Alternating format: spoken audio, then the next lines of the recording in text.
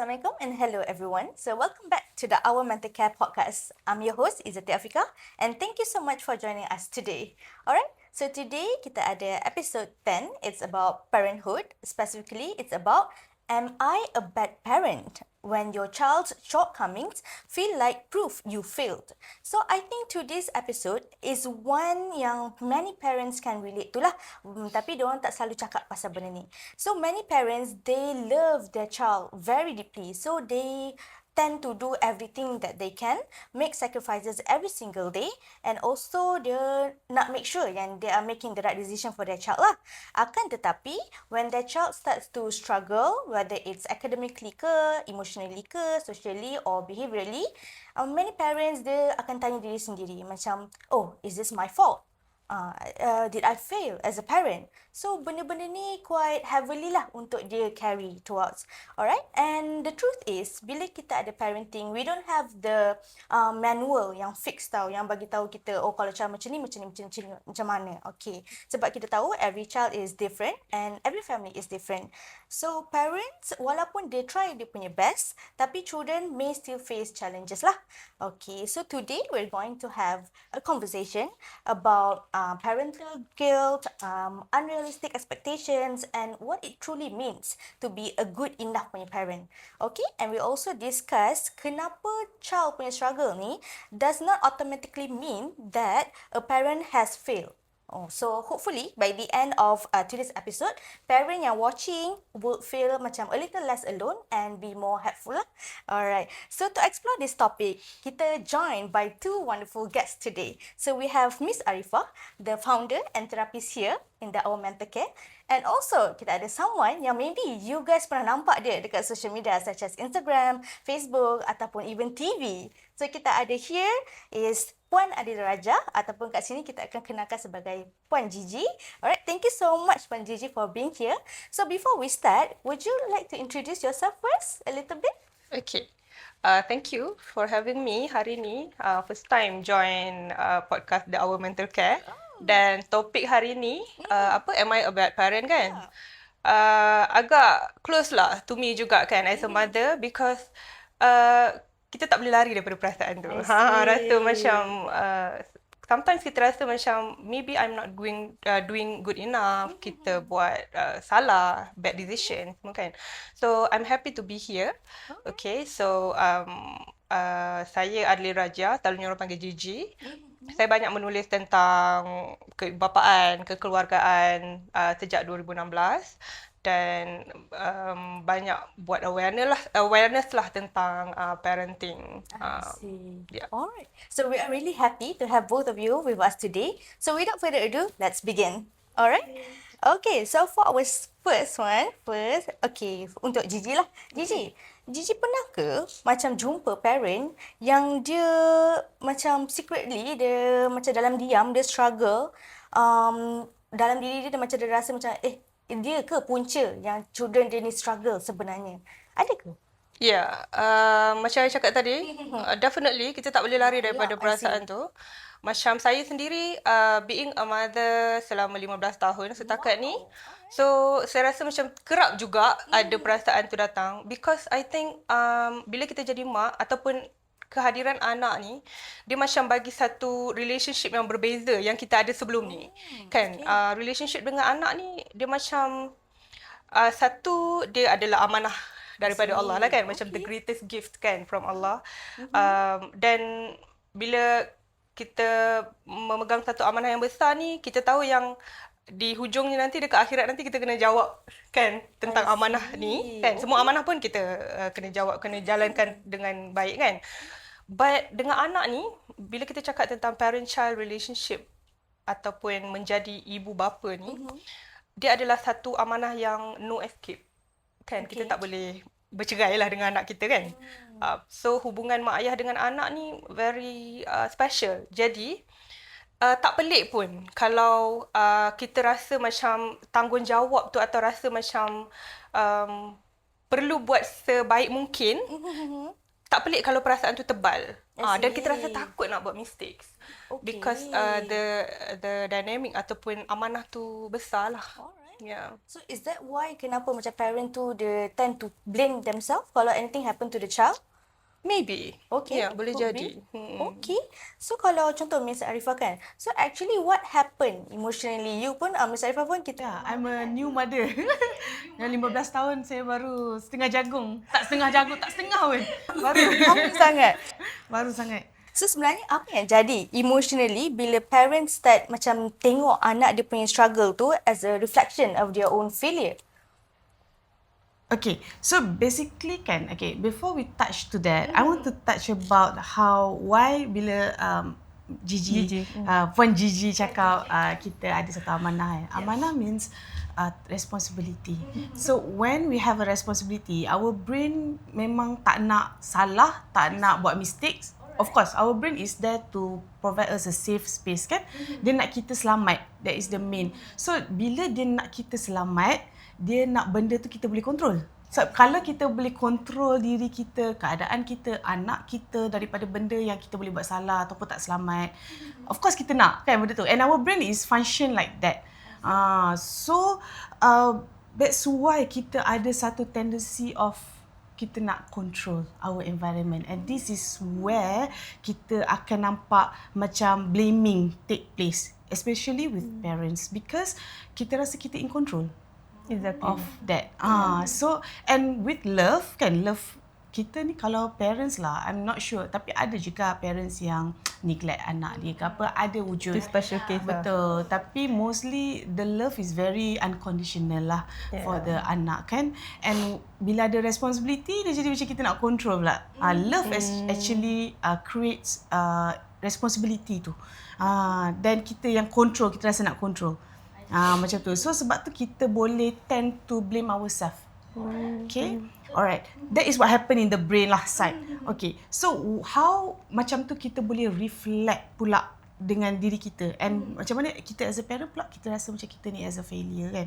It's actually kita ada guilt, perasaan guilt in anything we do. First, what I always tell my client kan, you as a human being, of course you have to accept that we are always born with mistakes. Okay. Kan kita mesti ada flaws lah. Kita bukan flawless. Tu you terima tu dulu. Kalau you tak terima tu, benda lain dia tak boleh nak assess Accept more yourself deeper as than that. human Betul. dulu kan. That is the foundation yang you Fundamental, kena faham dulu. And second, bila kita buat mistake, kita akan ada rasa guilt.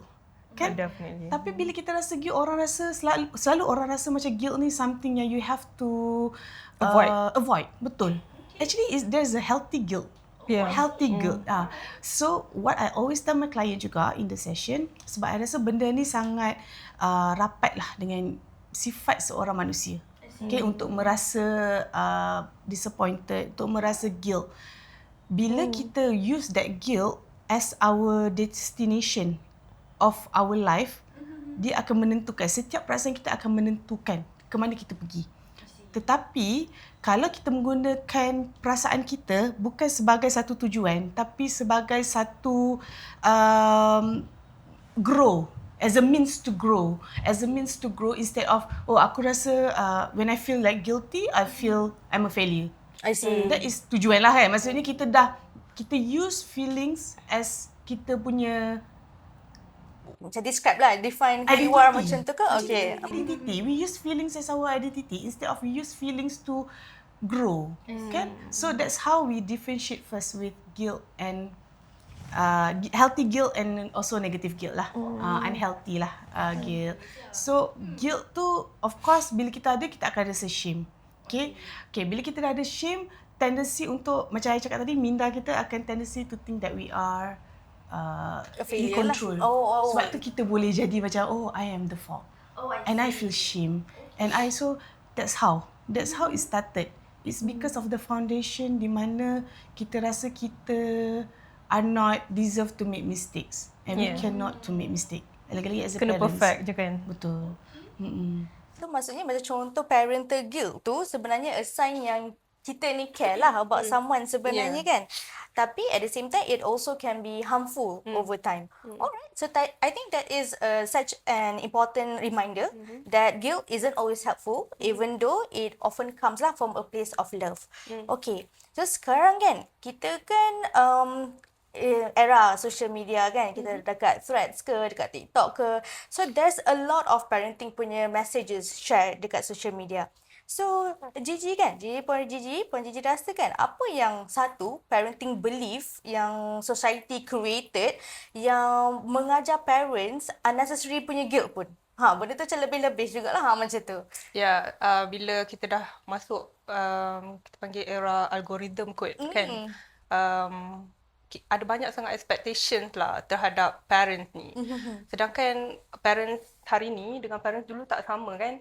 Macam dulu mungkin mendidik anak atau membesarkan anak ni, parents hanya mungkin bersaing membesarkan anak ni mungkin dengan cikgu kat sekolah atau dengan orang-orang sekitar je lah. I see. Tapi parents hari ni kita bersaing dengan algoritma tau. So parents hari ni kita bersaing dengan something yang bigger, iaitu algoritma lah kan. Bukan saja parents-parents dekat dalam algoritma tu, but algoritma terhadap anak juga kan. Anak-anak hari ni pun lahir-lahir je dah ada gadget kat tangan kan.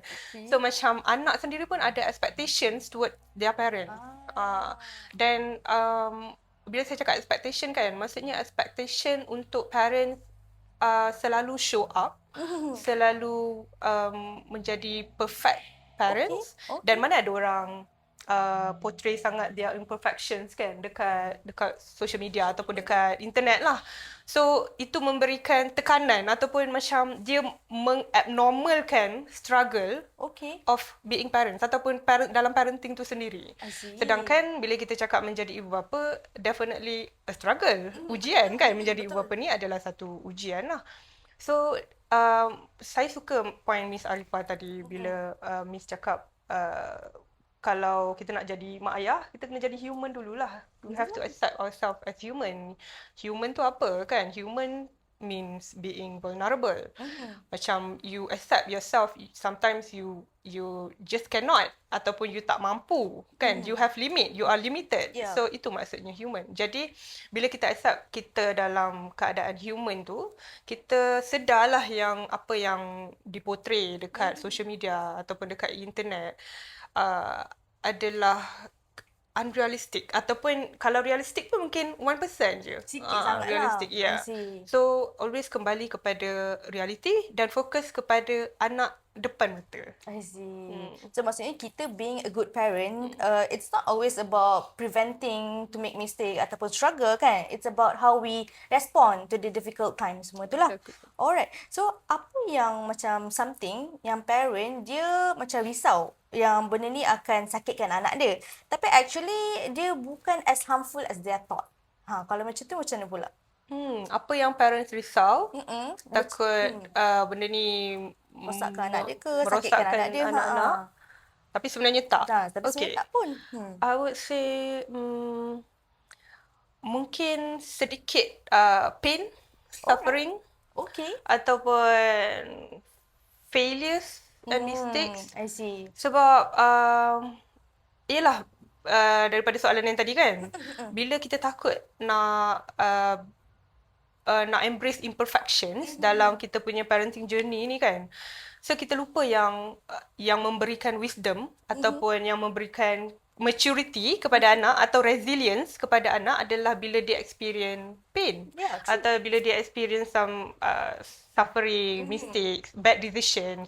So macam tadi kan Miss cakap, parents tend to avoid semua tu sebab dia rasa itulah sayang, itulah care kan, itulah yang terbaik kan. Sebab dia rasa macam kalau anak aku experience some painful event ataupun painful experience, akulah yang salah. Kan dia rasa macam dia pula anak dia. Alamak, tapi tak semestinya juga kan. Macam sometimes children need to experience benda-benda macam tu to grow kan, dan to build their resilience lah. Kan bila kita cakap pasal resilience pun ramai orang tanya macam mana nak build resilience dalam diri anak-anak. Kalau tengok resilience tu sendiri ketahanan diri kan. Kita bertabah lah kira. Kan? So kalau anak tak pernah jatuh, tak pernah sakit, dia nak tahan diri daripada apa? Kan? So they have to at some point they have to experience some ni lah. Kan? Suffering, painful Macam for example kita nak naik basikal 2 roda tapi kita kena start dengan 3 roda dulu. Exactly. Lepas tu lepas kita dah cabut roda tu, Yeah. kita akan jatuh lah juga naik Exactly. basikal. Tapi lama-lama okey lah ke? Lagu jalan-jalan dengan rodaku tu playing in my mind right now. Tapi that's a correct metaphor of how, No. actually betul. Resilience, but I actually do a study about resilience. And resilience macam Puan Gigi cakap tadi is dia punya maksud itu sendiri adalah a bounce back after life challenges ataupun life adversities. Kalau tak ada adversities, how would people, tapi inilah dilema yang mak-mak Parents, exactly. akan macam mana kita nak sit still allowing to see our kids struggles. That is something yang challenging for the parents, and this is why I want to emphasize again about healthy guilty. Healthy guilty. Let you feel guilty. What I will tell my parents ke sometimes they also have struggles. Parents takkan lari, takkan kekok dengan guilty. What I will tell, guilty is okay. Don't avoid it. Sebab apa tahu? Brain, this is again the brain, the flaws of brain. Okay, brain ni, kita punya otak ni, dia memang sistem dia adalah untuk menyelamatkan diri kita. Nak merasa benda yang best-best je, tak nak rasa benda yang tak best. Kalau tak best, kita kena avoid, which is correct. And because that is for survival lah kan, untuk kita hidup lama, untuk kita rasa yang best-best, that is how the brain is working kan. Tapi, bila kita terlampau selamat, bila kita terlampau safe zone, in a comfortable zone, we never grow. Ada growth pula kan. Brain kita, dia punya function tu adalah untuk selamat tapi tak grow. So sometimes we have to hack our own brain. Betul.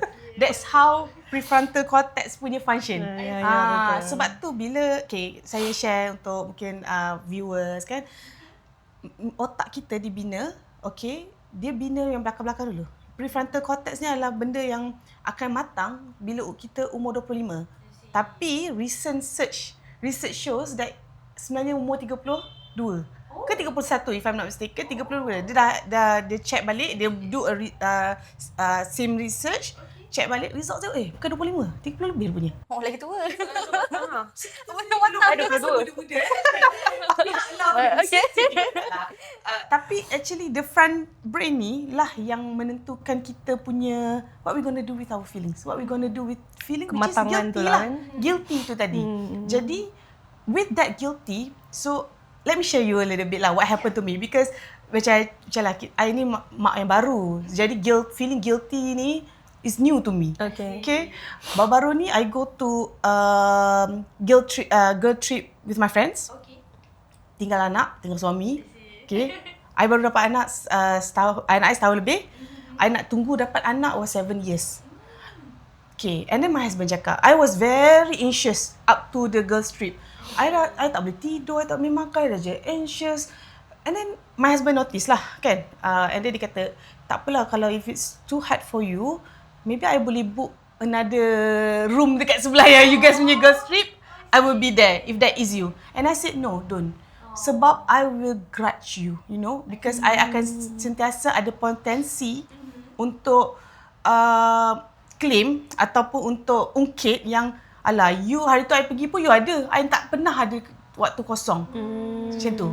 I tahu I ada tendency untuk say that. And I tahu this break is needed for me. So I cakap, let me feel this guilt. Guilt lah. Memang guilt lah. Rasa tinggal anak tu. Menggila. Masa I pergi tu, ya Allah, hari-hari FaceTime. Lepas tu dah tak ada mood pula nak get girls trip. Rindu anak. Dah I pergi 3 hari macam tu. Hari ketiga tu memang dah sensitif sangat. So my sensitive tu. Tapi what I tell myself, I need this for myself. Sebab for the first time, for so long, I rasa dah 2 tahun lah kan. Kita mengandung pun, kita semua fikir anak. Once we dah conceive kan, memang kita fikir pasal anak je kan. And I rasa dah lama dah tak fikir pasal diri I. It's always anak, suami, me. Tapi dekat trip tu, I tak fikir pasal baju diorang. I fikir pasal baju I je. Macam, sekejapnya pemikiran tu. Macam, tak ada, selalu kita fikir macam ni, lepas tu macam ni, macam ni. Ni macam, macam ni je. Oh dah, I'm done dah, I'm happy. So, I cakap kat diri I have to be aware, I have to know what I need. That's number 1. Number 2 is, I nak buat apa dengan perasaan guilty ni. So, I tell myself, I will go back and spend a lot of time with my kids and I will come back stronger with a lot more love because of that guilt. Kalau I tak ada guilt tu, Kita tak ada lah. mungkin I akan rasa macam burn out ke, I akan rasa macam I ada je macam kita rasa kita berkorban untuk anak ke, padahal we choose to have child, kan? We choose sebenarnya to have child. So you have to do it intentionally. So you kena sayang intentionally, bukan you macam hari-hari saya rasa berat and burden by it, kan? So that's how I turn my guilt into it. That is an example of healthy guilt. So you have to know that certain things are basic to humans. We are human. So instead of you melawan against something yang memang akan kena ada, you tweak. Macam you cakap lah, hijack brain tu kan. Kita tweak cara kita fikir. Kita tweak cara kita reasoning. Tu yang prefrontal cortex punya punya function sebenarnya. Untuk reasoning, making decision. So that's healthy lah. Healthy guilty lah yang how I do it. So instead of I rasa guilt, I tahu guilt ni wujud sebab aku nak bagi aku lebih sayang anak. Guilty ni wujud supaya aku boleh give more and more, knowing that I have left them 3 days, kan? For 3 days je. Tapi, you know, still. Yelah, being a young mother also kan. Baru je. Okay, thank you so much for Tapi sharing. kan, that is the beauty of being a parent juga. Bila kita, especially mother lah kan. Bila kita tak pernah rasa macam ni sebelum ada anak kan. Dia macam bagi satu purpose yang deeper ataupun satu priority yang macam kita boleh letak diri kita kat bawah tau. Macam anak ni something yang lebih macam purpose tu lebih besar. Tapi tak adalah sampai kita tenggelamkan diri kita. Tak hilang pun diri kita tu sebenarnya. Macam Kalau kita pentingkan diri kita, itulah yang penting you to have a break, to have to withdraw from. Sebab sometimes macam reclaim balik diri kita kan. Kita macam terlampau lost tau. In parenthood, kita rasa macam in the mother ni kita dah jadi identity kita. But we are more than just a mother. We are a mother, a human being, you know. A daughter ni. So kita kena balancing. Kena sedar lah. Betul.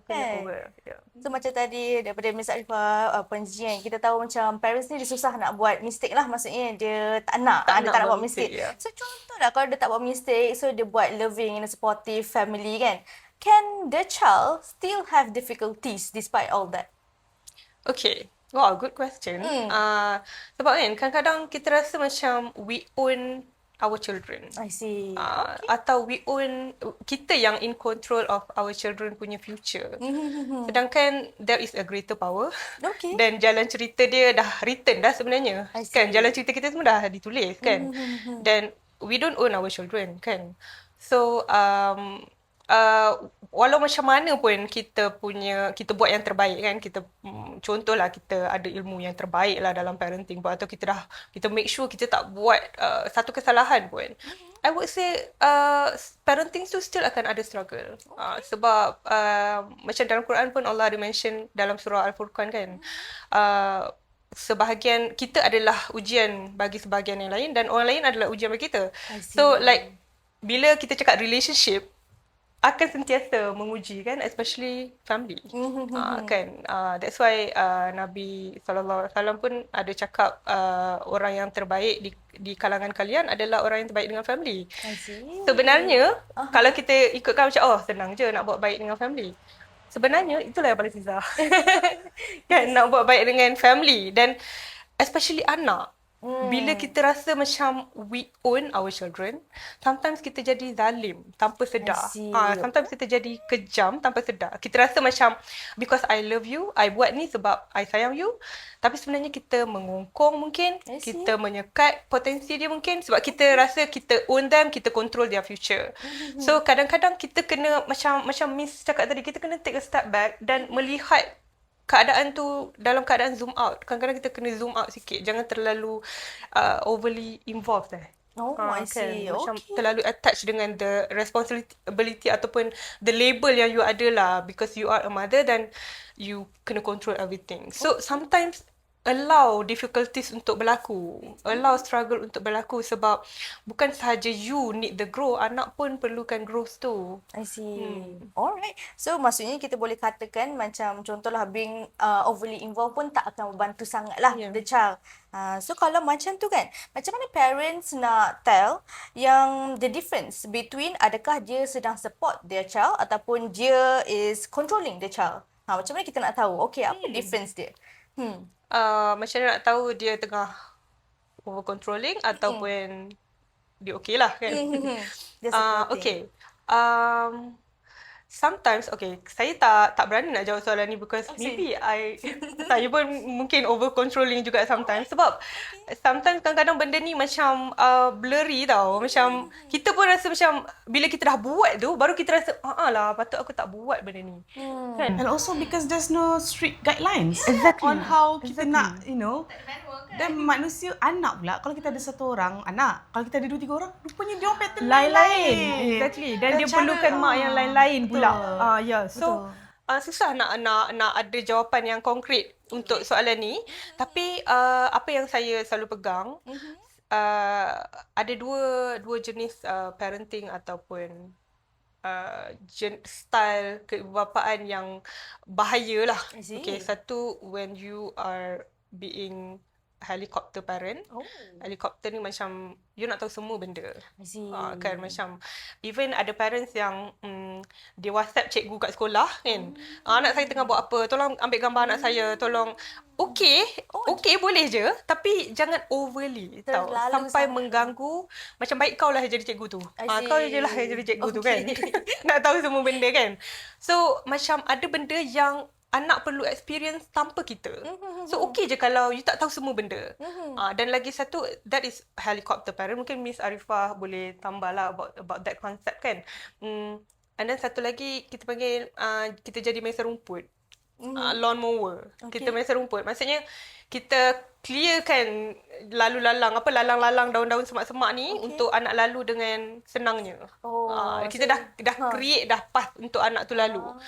So itulah bahaya bila kita rasa macam kita yang in control of our children future. I see. Sedangkan apa salahnya kalau lalu biarlah dia tebas sendiri. Anak tu lah yang tebas sendiri. Kalau ada obstacle ataupun ada challenge, dia kena hadap lah. So jangan terlalu over control dan jangan terlalu menyediakan jalan yang smooth lah untuk anak. Yeah. Okay. So kat situ. So kalau So mungkin I something I can add on. Bukan add on pun, elaborate lah on Gigi's punya explanation just now. So one clue things, okay, untuk kita tahu kita dah over boundaries ke kan, kita dah cross the boundary ke tak, is when setiap masalah anak kita solve, iaitu every decision kita buat, okay, dan juga kita buang semua perasaan negatif ke anak, remove. So this is something yang, okay, as much as kita nak mengajar anak, we are learning as well. Tu pun satu konsep yang semua ibu bapa kena tahu juga. To remove the self-blame, to remove that, this is you, kan, semua bertanggungjawab semua atas you kan, of course. So kita kena remove that dulu. And kita kena tahu tugas kita adalah untuk membimbing, guide. Macam jalan seiring kan. Betul. Kita bukan decision maker for that Exactly. someone's life. Yeah. So when, of course lah, kalau anak 1 tahun ialah kita kena buat keputusan kan. Tapi always have that inside of you, the voice inside of you always say that, oh, it's okay. So contohlah, I've been practicing this. I'm not sure whether this is right. Mungkin Gigi yang pakar dalam family counselling can correct me if I'm wrong. But I always teach my mind untuk cakap ke anak I, oh, it's okay to have big feelings. Tapi lagu Miss Rachel juga. It's okay have big feelings kan. So when they are crying, because I don't give my kid, my son, I yang tak bagi dia toys tu ke, dia nak main benda-benda yang bahaya ke, I yang tak bagi, and dia mengamuk. Okay? I peluk dia. But it's okay to have that. I understand. I understand these feelings. This come for a reason. And of course you marah. Kalau I pun jadi you yang marah, you know. Instead of you macam brush it off of denying. But you just cakap it's okay, but still giving a hug. Yeah. You know, so that is how you allowing them to feel bad feelings. Yeah. Kan? Just ride Even the daripada satu wave kecil, lah. just ride the wave. But you are still there and hugging them. and say that it's okay to feel this way. So you have to feel this way, but I'm holding your hands, something like that. So this is something yang I've been teaching myself, kan, untuk buat supaya I tak terlampau memikirkan yang I own my son lah. In a way kita yang macam mak cakap tak boleh, kan, kita takut macam tu, kan. We have to understand kenapa anak kita ni feeling macam tu, kan. So took a step back is important. Conversation with partner is important. Sebab tu dalam parenting, involvement of both parents important. Sebab apa? Sebab check mengecek. Okay, kita betul juga kan. Kita pun terasa macam yang was I too, was I too strict? So kita check mengecek. Oh, I think you are indeed too strict. It's okay, I will be the one yang tu. So kita teammate, check and balance together, lah. betul. So so again, just to re-emphasize again, if you are making every decision of anak, if you solve every problem and you remove all emotion. So itulah yang tak become unhelpful lah kiranya during that time, kan.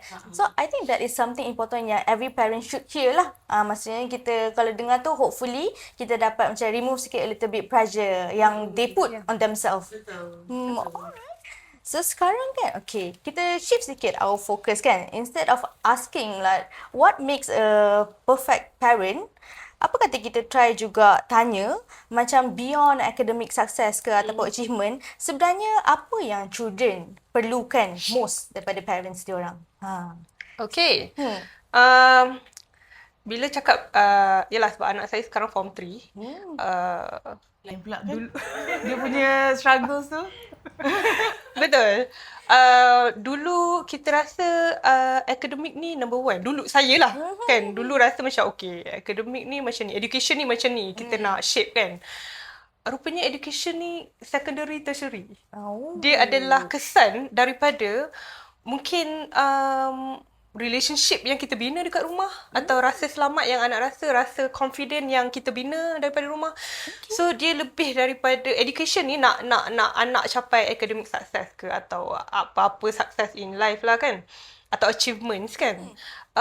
Dia berbalik kepada quality of support, quality of love, quality of anak tu ada ke tak tempat pulang tu. Dia rasa tak dia ada home tu. So sebab saya perasan kebanyakan masalah behaviour kanak-kanak ataupun remaja, dia berpunca daripada disconnection from the core family. Disconnection. So dia tak ada tempat pulang. Macam ada baru-baru ni saya berbual dengan seorang remaja 15 tahun, 16 tahun macam tu. Asrama, dia duduk asrama. He is very problematic according to the school lah. Then according to the parents juga. Okay. Tapi rupanya dia rasa sangat disconnected from the home. Dia kata tempat pulang dia, home dia adalah pakcik cleaner dekat sekolah dia. Dia rasa lagi selamat. So kalau ada apa-apa dia nak cerita, nak berborak ke apa, dia pergi kat pakcik tu. So dia kata home dia adalah pakcik tu. So tak kisahlah, kan. Ada children yang mungkin unfortunate kot, tak ada family yang boleh jadi home for whatever reason lah, kan. Tapi itulah yang anak perlu. Home tu, the sense of belonging, atau dia rasa dia ada safety, kan, emotional safety, dan tempat dia boleh jatuh dan dia boleh bangun balik. Support. Yes. Bila dia jatuh, kita tengok dan kita be there. Yeah. Kalau dia happy pun kita ada, kita be there.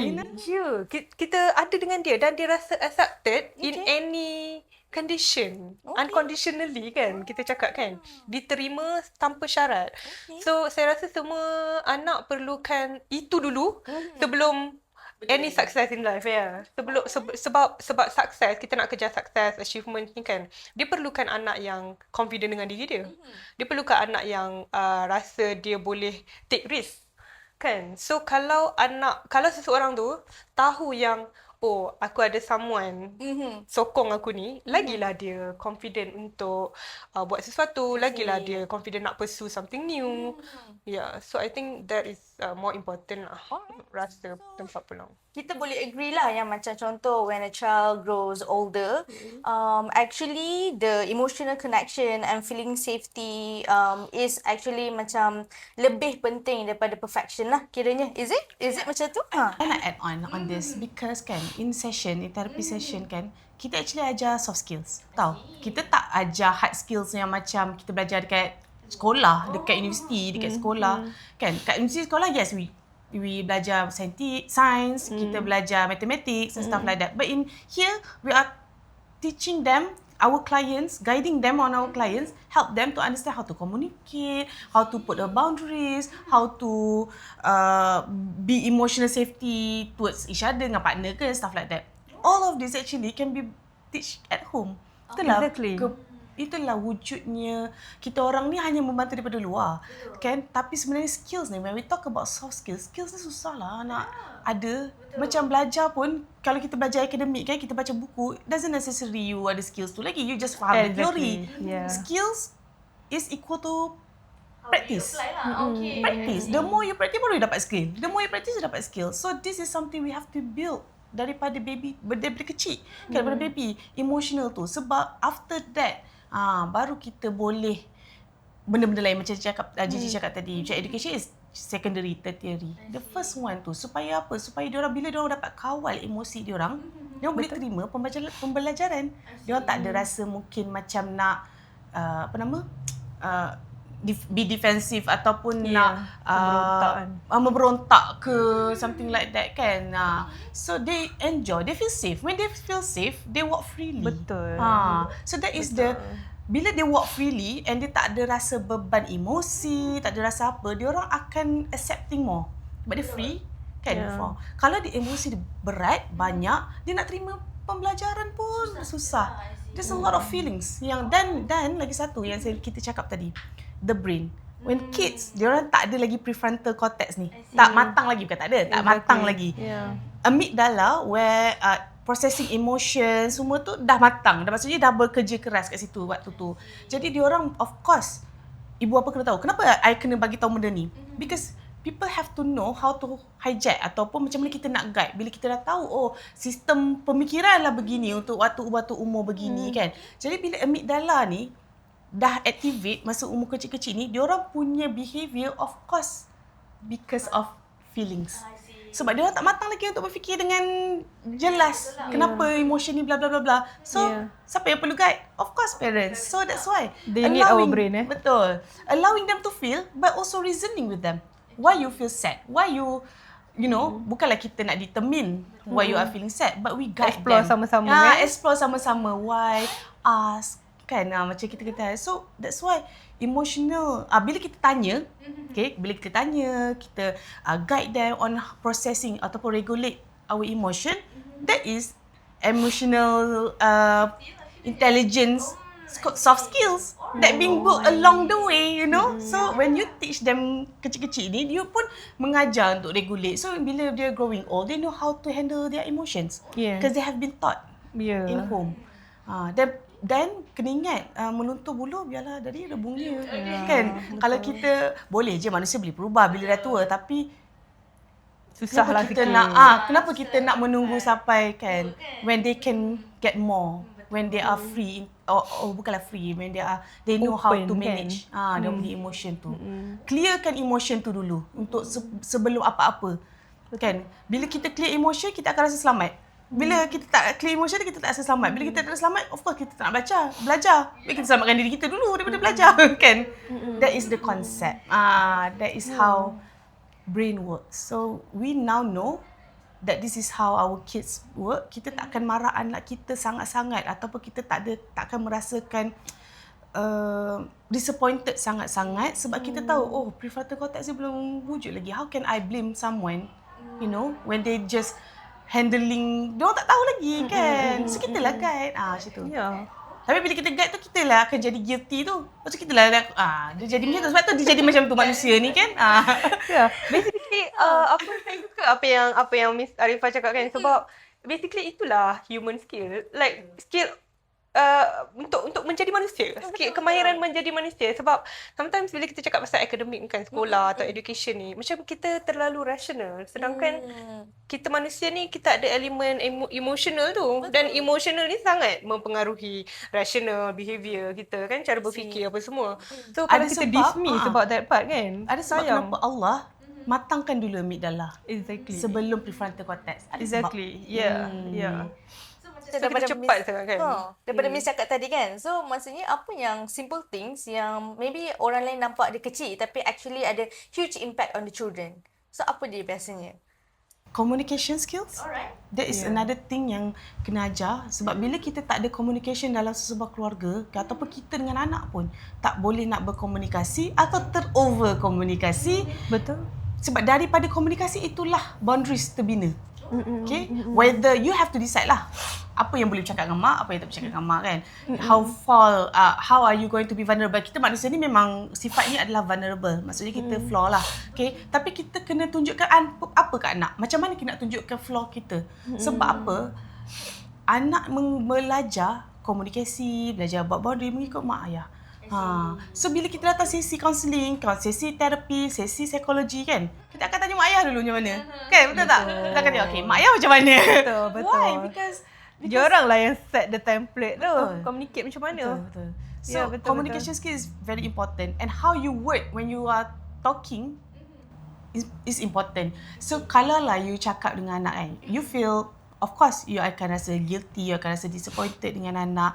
Tapi kalau you nak cakap dengan anak, you cakap macam, you suka ke buat mak sedih? Macam tu kan. Kan mak cakap suruh solat. Kenapa tak solat? Suka ke tengok mak masuk penjara? Penjara pula, orang balik penjara. Neraka kan. Bila you cakap itu, what do you want to impose? Yes. In that wording.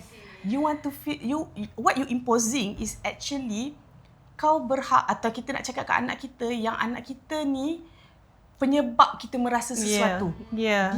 Dia pula yang kena responsible. Dia kena rasa responsible. So Padahal dia anak kan, dia betul. budak. Padahal dia anak dan dia budak. So you have to guide them reason dia. So maksudnya kalau contohlah dia tak solat kan, what would you feel knowing that you don't follow God's kan? What is it? Macam tu. Tanya dia balik. Ya, kalau dia macam sebab dia terlupa ke, dia malas. Contoh dia malas lah anak kan. Okay, and then dia cakap, adakah seorang you nak jadi macam ni for how long, you know, what kind of person you want to be, you know. Kita boleh tanya soalan-soalan tu tapi focusing on dia, bukan focusing tu mak ayah. Bila kita focusing on kita akan rasa macam diri kita ni dengan anak sama, is the reflection pula. Ataupun dia rasa macam competition. Anak rasa macam kena compete dengan mak dia pula kan. I ni belajar berapa ni, you pun you pun kena kan. So kita ni rentetan. Sebab tu ada generational trauma kan. Sebab this is how, tapi sebenarnya kita kena faham. Sebab tu ada ayat kubur masing-masing. Sebab apa? Kita kena faham. Sebab tu ada lagu ni apa? Iman tak boleh diwarisi. Sebab apa? Sebab memang tak boleh diwarisi. So maksudnya bila dia buat salah, focusing on dia. Bukan focusing on you. Macam tu. Of course you nak tengok anak you masuk syurga, nak berjaya. You guide them. Tapi dia ada perjalanan dia sendiri kan. Tapi jangan macam guilt trip. Guilt trip pula betul. anak kan. Sebab mak aku macam tu pula kan. That's kejam lah tu yang you cakap yang kita kejam tanpa sengaja kan. Kita do it for them. Kita nak dia buat But baik. we make it about Tapi kita ourselves lah. make it about ourselves. Betul? Boleh tak saya nak menyokong sikit? Boleh sokong banyak-banyak sebenarnya. Sebab komunikasi kan, Miss cakap satu tiny things yang mungkin kita selalu terlepas pandang, but it has huge impact kan kepada anak. Satu lagi kan, kita especially mothers lah, maybe I juga macam tu, kita rasa uncomfortable kalau bila kita tengah berhadapan dengan difficult reality kan dengan anak ni. Sometimes kita tak comfortable by just being silent, ataupun kita tak cakap apa-apa, tak buat apa-apa, just ride the wave, just be there with them. Sebab kadang-kadang kita parents ni kita cepat sangat nak fix the situation. Kadang-kadang kebanyakan situation tak perlu di-fix, hanya perlu dilalui sahaja. So, I think because silence pun adalah communication juga kan. Dia boleh jadi komunikasi, dia boleh menyampaikan message juga. For example, macam Miss Arifah cakap tadi, allow anak untuk be authentic in their difficult feelings ataupun ugly feelings lah kan, yang kita pun rasa macam kenapa anak rasa macam ni kan. But sometimes by just be there dengan diorang tanpa perlu cakap apa-apa, tanpa perlu buat apa-apa, kita menyampaikan message bahawa it is okay kan untuk you rasa dalam keadaan untuk you berada dalam state yang ugly ni ataupun yang chaotic ni, yang messy ni. It's okay, I ada kat sini kan sampai you sampai wave tu crash. Yeah. I agree. Macam mak I dia selalu buat kat I kan. Kalau mama apa je, dia akan macam backup. Kalau mama pun rasa macam tu, kenapa dia buat? Tapi tak apa, Fah. Dia akan macam tu. Tapi tak apa, validate Fah. lah. Fah, you can do it. It's okay. Mama faham perasaan tu. It's okay. Tapi tak apalah, Fah. Biarlah orang buat kita. Dia akan macam tu. That is how I feel comforting and also soothing. Bila I dengar daripada mak I macam tu, bapak I cakap, I know that they are with me. They know what I'm going through. Not necessarily they have to jump in and solve my problems. Exactly. Kan? But Yeah. knowing that you have someone, that is enough. And it is not wrong to be in that state, in that difficult state kan. Yeah. And macam to add a little bit lah, I rasa juga parents dia lupa nak puji anak dia orang. Mostly dia akan try to fix macam Puan Gigi kata, try to fix, tapi dia lupa every little things yang children buat pun they macam deserve lah. Macam recognition ke ataupun bagus anak mak hari ni, anak Cik B kan. Cik B anak anak mama hebat kan. so I'm proud of you kan. Kan? So I think that's macam important jugalah. Ya, betul. Okay, so sekarang kita macam contohlah after all yang kita cakap tadi, mungkin parents pun still rasa okay lah dia dah buat mistake semua tu kan. So macam mana parents nak rebuild balik the confidence after they make all those mistakes?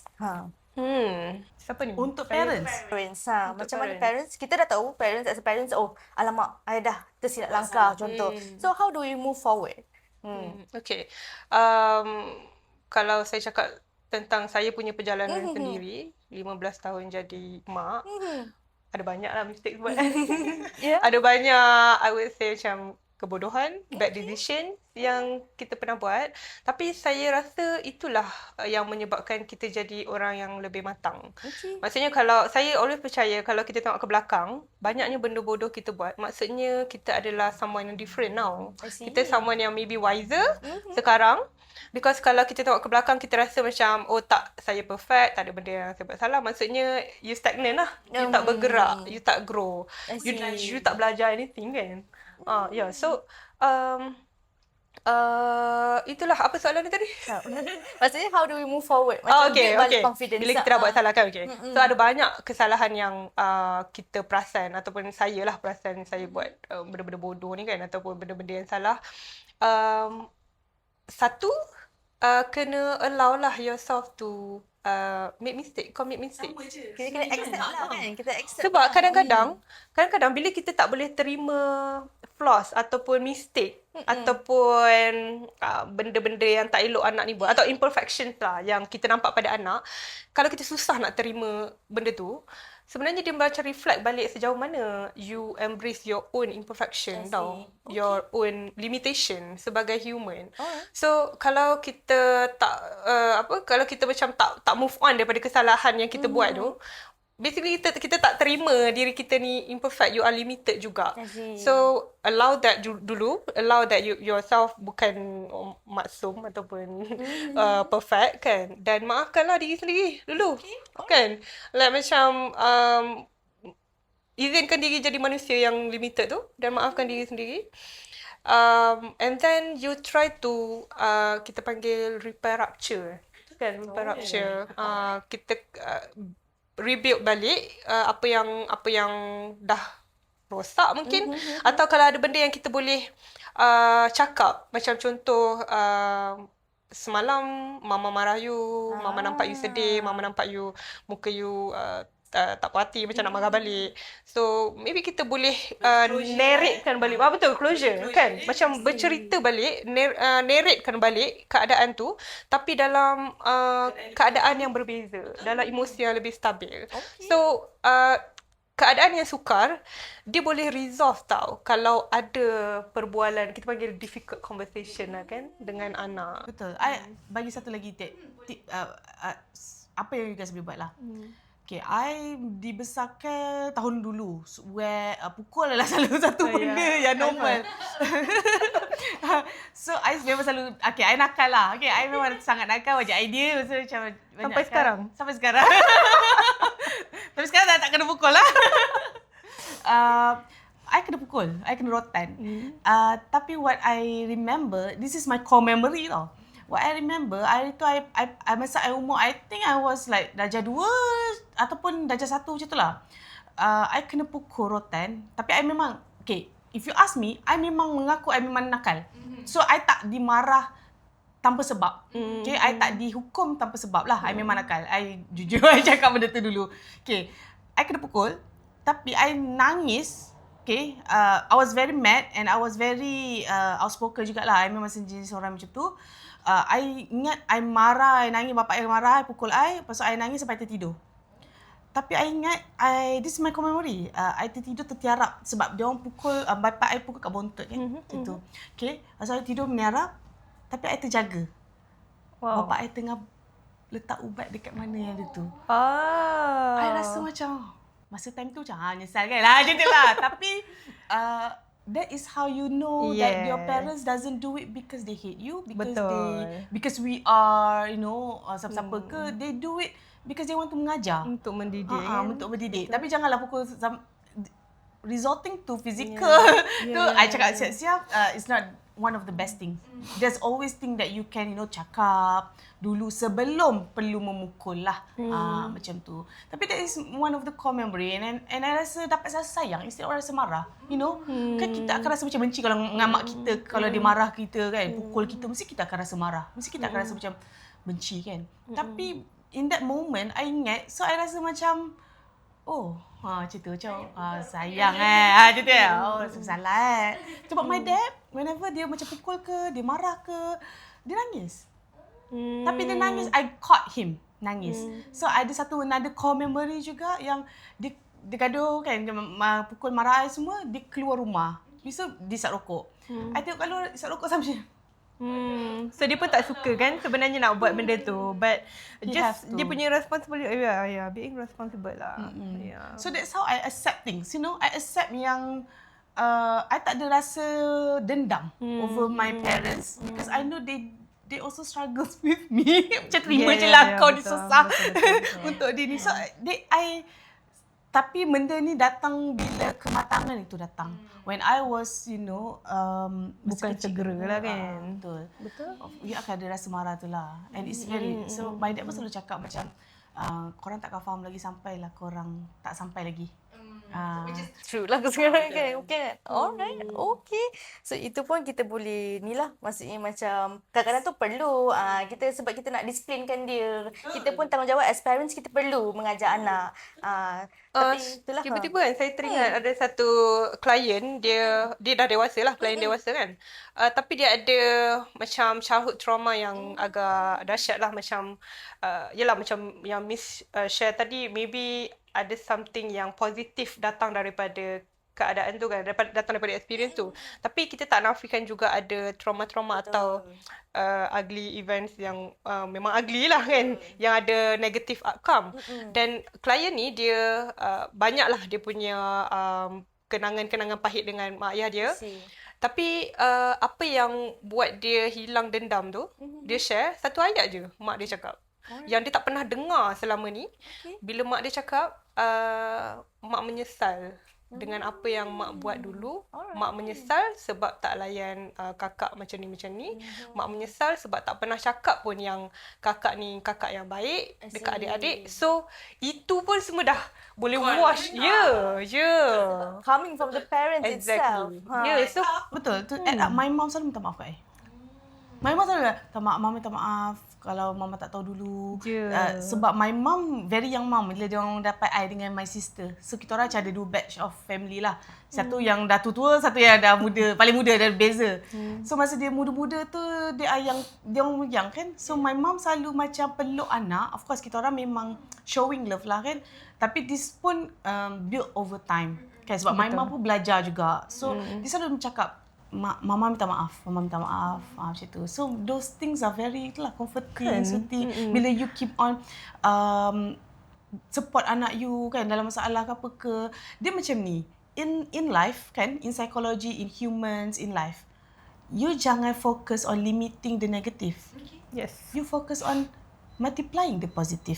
Because that positive easily cover up the negative. Yeah. Then removing those negative, you focus sangat nak move the negative ni, it's impossible. Tak boleh pun. Nak tak nak kita akan go through Wait, juga. allow it to Life happen. kan? Tapi banyak lagi kan benda-benda yang Yeah. positif. What you can do more, you know, say sorry, have conversation, difficult conversation, kan? Those things really builds values. And kita nak fokus kat anak, macam cakap, is the soft skills. We have to build values, trust, macam mana commitment. Kalau you tak buat safety, emotional safety, you don't go through this, how would they feel safe, kan? Macam mana diorang nak build trust? Nanti diorang tak trust orang lain. Dia ada macam, so bapak aku buat macam ni, kan? Kita boleh jadi macam tu. So, yeah. Yeah. So, itulah dia lah. Along the way, kita pun kena belajar juga as a parent. Semua tu. Okay. So, since kita pun dah sampai penghujungnya juga kan? dah penghujung Okay. lah. Tengah Rasa sekejap macam je baru kan? start. So, kalau contoh Puan Gigi dengan Miss Arifah, apa yang you guys nak bagi tahu audience kan? Like apa yang, kalau diorang rasa macam diorang as a parents, they are still not good enough. So, what one message yang you want them to hear lah? Macam tu, daripada this segment. Start dulu mungkin kita end dengan Gigi lah. Gitu. Oh, okay. Supaya Saya orang kata terus balik. tanya. Dia orang kata tanya ke Gigi. Okay, first I would say pause and regulate yourself. Okay, macam I cakap emotion regulation. Kalau you tak tahu regulate, how will you pass it to your kids? How will you expect your kids to know what to do with their feelings if you don't know how to do it? Dia orang tak akan belajar cara urus emosi kat sekolah mak parents semua. Dia tengok kita kan? Dia tengok kita cik. So, first pause and regulate yourself. Take a break. Take a time off. Okay? Sometimes if you have to go away from home, away from just to recollect, do that. Okay? Second is ask your guilty feelings or negative feeling, is it based on assumption or is it based on facts? Okay, tanya dulu yang itu. Aware dulu. Okay? And third, if you decided that you have made a mistake lah, repent. It's not the end of the world. Yeah. You akan rasa macam, alamak anak aku kalau trauma nanti macam mana kan. Jadi macam, relax. Kita kena calm down dulu. Kita kena regulate emosi. Back to regulate emosi. Okay? Once kita dah regulate emosi, we are able to think it rationally lah. So, repair it. How? Macam saya cakap tadi. Positive more. Multiplying the positive over negative.